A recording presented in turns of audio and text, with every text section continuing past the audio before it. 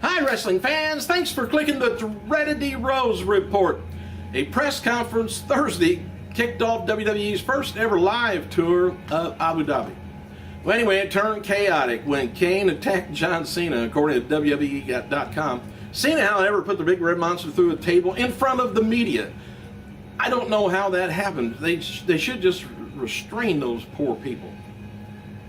But anyway, photos and videos of us online. Isn't that odd? They had all them cameras there and a table.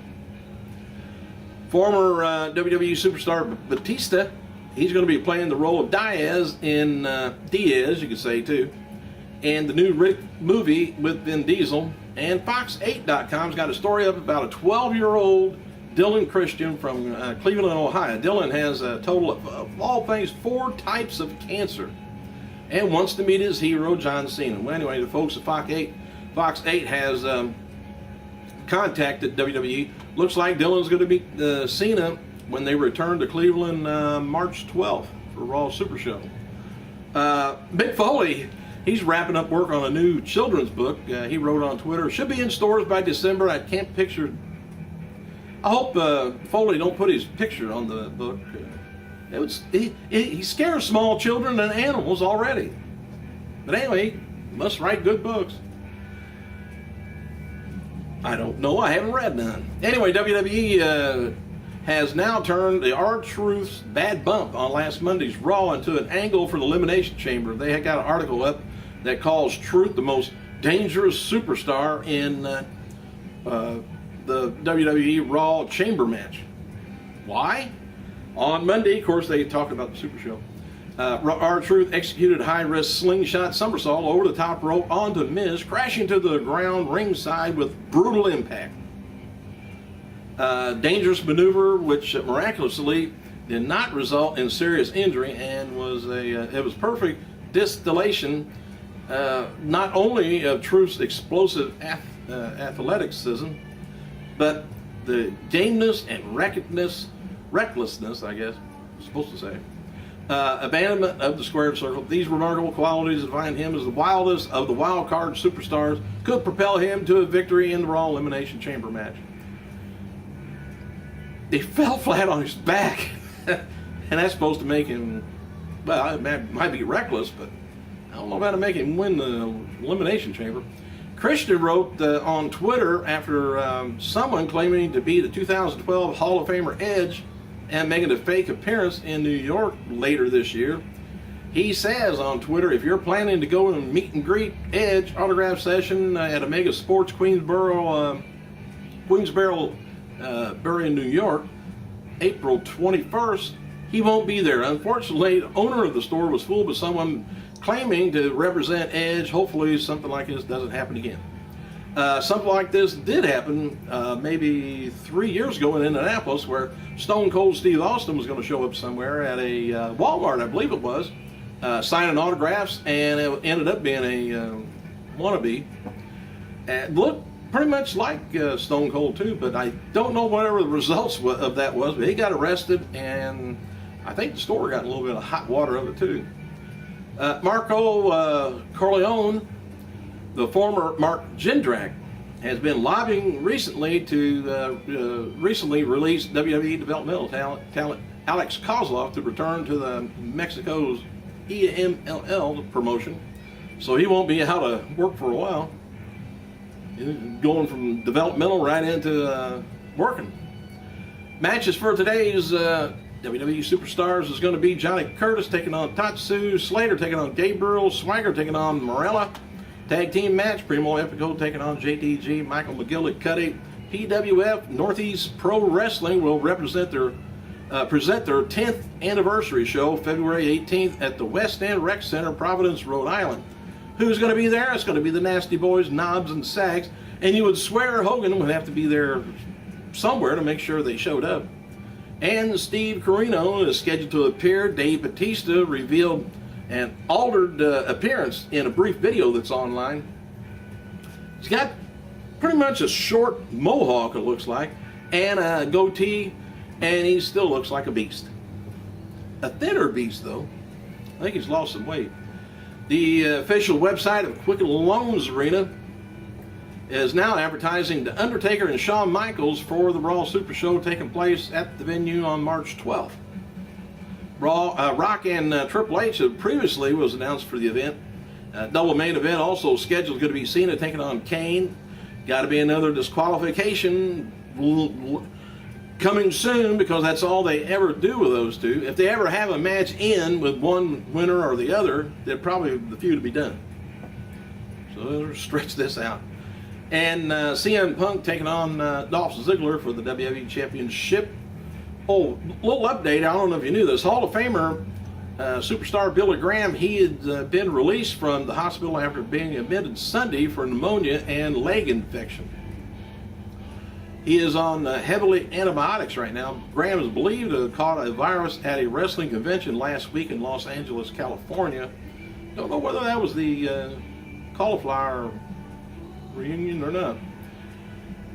Wednesday would have marked the 54th birthday of WWE Hall of Famer sensational Sherry Martel. She died on the morning of June 15th, 2007 at her mother's residence in McCalla, Alabama.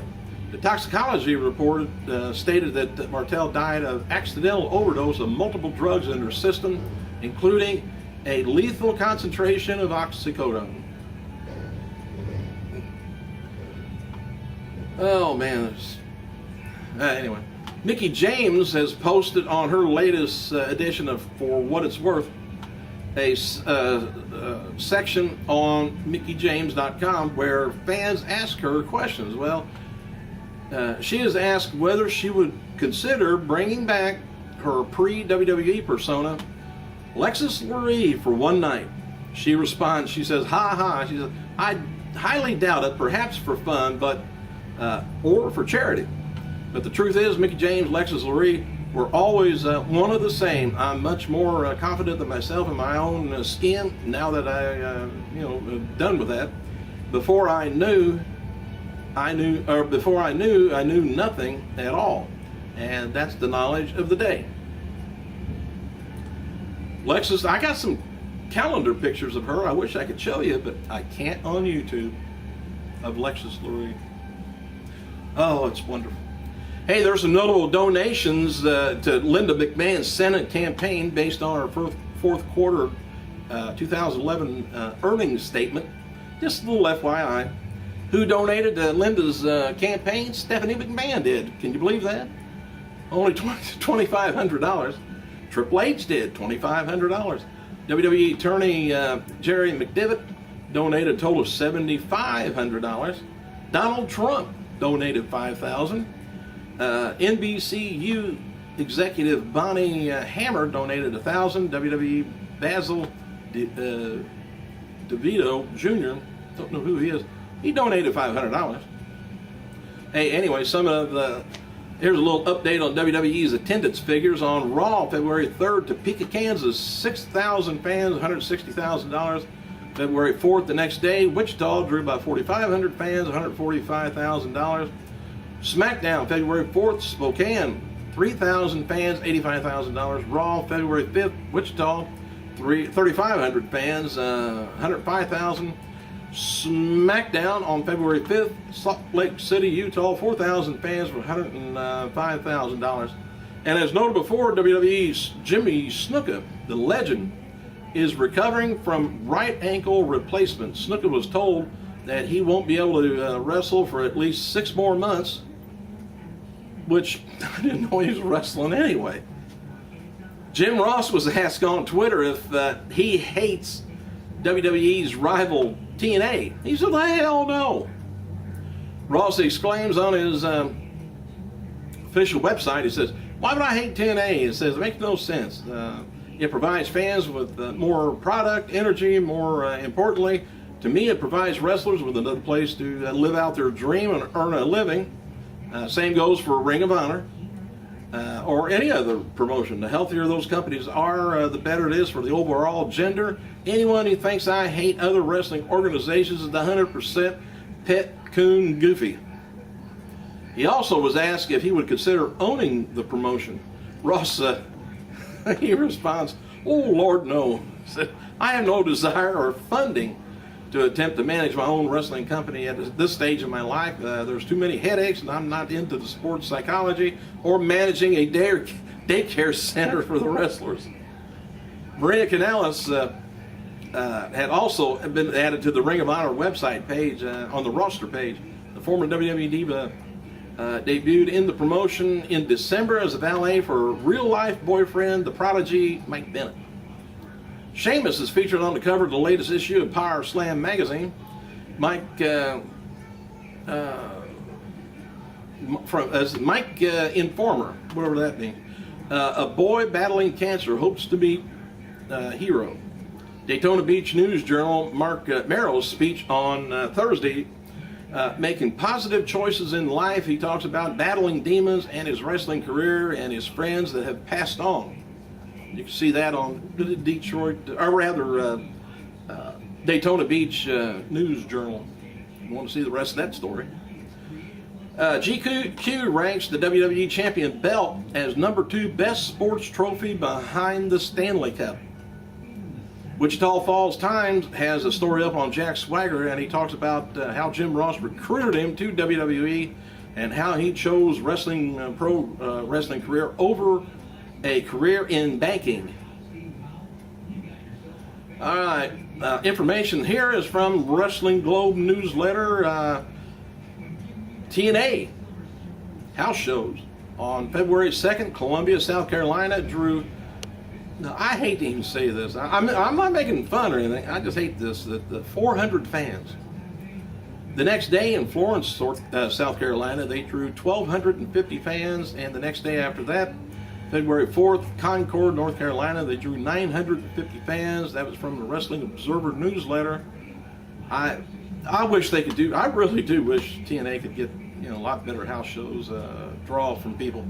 Don't know what it's got to do with advertising. I don't think it's got to do with the wrestling product, but wish people get out and support them a little bit more. Thanks for clicking, you guys. I got serious for a minute, didn't I? I gotta go.